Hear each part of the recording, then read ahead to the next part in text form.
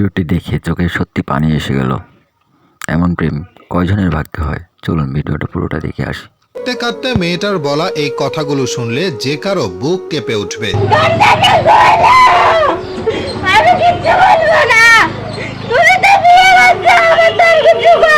কিন্তু অবাক করা বিষয় হলো, এই কান্না, এই আকুতি, এই অসহায় আর্তনাদেও গলেনি সেই মানুষের মন যাকে সে সবচেয়ে বেশি ভালোবেসেছিল। ভাবুন তো, একটা মানুষ কতটা ভালোবাসলে নিজের সমস্ত অভিমান, সমস্ত কষ্ট, সমস্ত আত্মসম্মান ভুলে শুধু একটা কথা বলার জন্য বন্ধ দরজার সামনে দাঁড়িয়ে কাঁদতে পারে। সে জানে তার প্রিয় মানুষটি অন্য কাউকে বিয়ে করে ফেলেছে।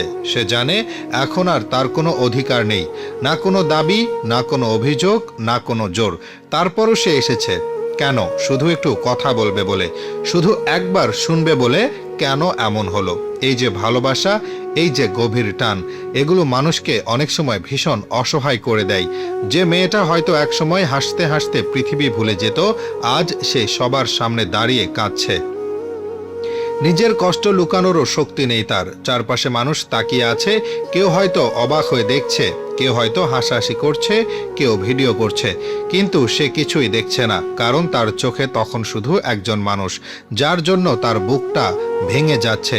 তার চোখের জল দেখে অপরিচিত মানুষের মনও নরম হয়ে যায়। কিন্তু যার জন্য এই কান্না, যার জন্য এই অপেক্ষা, যার জন্য এত ভালোবাসা, সেই মানুষটার মন গলল না। এটাই হয়তো ভালোবাসার সবচেয়ে নির্মম দিক। যখন একজন মানুষ তার সবটুকু ভালোবাসা দিয়ে দেয় আর অন্যজন সেই ভালোবাসার মূল্যই বোঝে না। সবচেয়ে কষ্টের ব্যাপার হলো, মেয়েটা কোনো ঝগড়া করতে যায়নি, কোনো অধিকার ফলাতে যায়নি। সে শুধু একটু কথা বলতে চেয়েছিল, কিন্তু সেই সামান্য সুযোগটুকুও পেল না। তখন মনে প্রশ্ন জাগে, মানুষ এত তীব্র ভালোবাসা পেয়েও ঠকায় কিভাবে?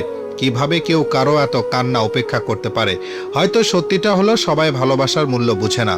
কেউ ভালোবাসাকে আগলে রাখে, আর কেউ ভালোবাসাকে অবহেলায় হারিয়ে ফেলে। আর যে সত্যিকারের ভালোবাসে, সে শেষ মুহূর্ত পর্যন্ত আশা ছাড়ে না। দরজার ওপাশে যদি আর ভালোবাসা নাও থাকে, তবুও সে দরজায় কড়া নাড়ে। কারণ ভালোবাসা মানুষকে দুর্বল করে না, ভালোবাসা মানুষকে শেষ পর্যন্ত সত্য করে রাখে।